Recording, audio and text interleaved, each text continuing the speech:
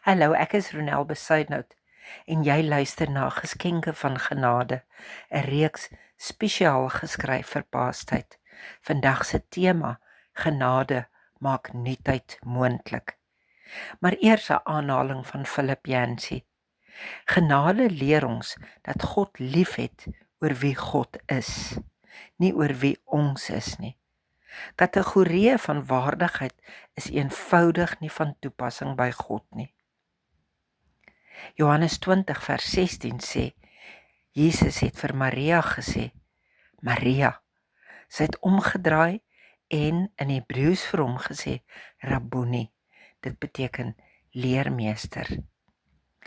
Paasondag vertel die groot verhaal van die opstanding. Paastyd wys vir ons hoe persoonlik die opstanding bedoel is om te wees. Maria Magdalena staan huilend by die graf. Sy dink alles is verby. Die wêreld wat sy geken het, het saam met Jesus gesterf. Maar dan gebeur iets klein en ongelooflik. Jesus spreek haar bloot op haar naam, Maria. En daardie een woord gaan haar oë oop.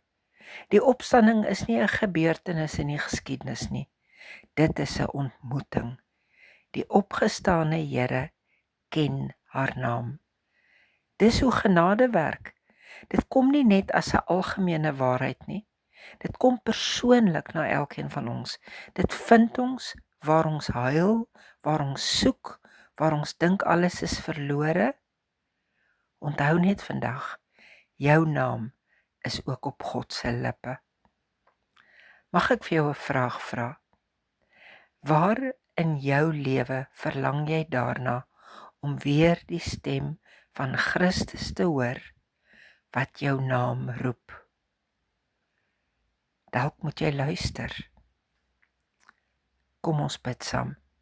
Here Jesus, dankie dat U my ken en my naam roep, dat U my onsekerheid en my vrae na U toe mag kom. Help my om U stem te hoor te midde van die geraas van die wêreld. Laat U genade my vandag weer opnuut roep tot hoop en lewe. Ek wil aan elkeen wat in die laaste dae donasies gemaak het om hierdie bediening veerkragtig te hou, baie dankie sê. Sonder jou kan dit nie gebeur nie. Vele dinge gebeur agter die skerms om hierdie bediening moontlik te maak en jou aandeel hierin word waardeer. Sou jy steeds wou bydra, die inligting verskyn in die teksgedeelte onder in die skerm. Dankie vir jou. Mooi bly.